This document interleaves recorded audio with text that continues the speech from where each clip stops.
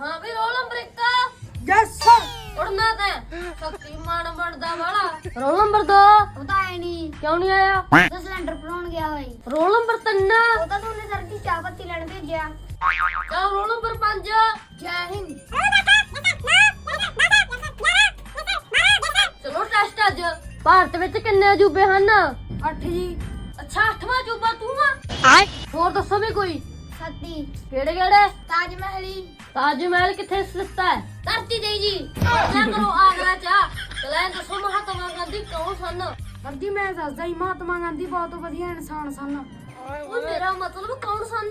Sir ਜੀ ਮੈਂ ਦੱਸਦਾ ਮਹਾਤਮਾ ਗਾਂਧੀ ਉਹ ਸਨ ਜਿਨ੍ਹਾਂ ਦੀ ਨੋਟ ਉੱਪਰ ਫੋਟੋ ਲੱਗੀ ਹੁੰਦੀ ਹੈ ਓਏ ਓਏ ਓਏ ਆਪਣੇ ਦੇਸ਼ ਵਾਸਤੇ ਉਹਨਾਂ ਨੇ ਕੀ ਕੀਤਾ? ਚੱਲ ਤੂੰ ਦੱਸ ਬਈ। ਸਰ ਜੀ ਮੈਂ ਜਦ ਮੈਂ ਸੀ ਮੈਨੂੰ ਨਹੀਂ ਪਤਾ ਜੀ ਐ ਦੱਸੋ ਵੀ ਪਾਣੀਪਤ ਦੀ ਲੜਾਈ ਕਿਉਂ ਹੋਈ? ਚੱਲ ਤੂੰ ਦੱਸ ਬਈ। ਸਰ ਜੀ ਮੈਨੂੰ ਨਹੀਂ ਪਤਾ ਜੀ ਮੈਂ ਤਾਂ ਬਾਥਰੂਮ ਗਿਆ ਹੋਇਆ ਸੀ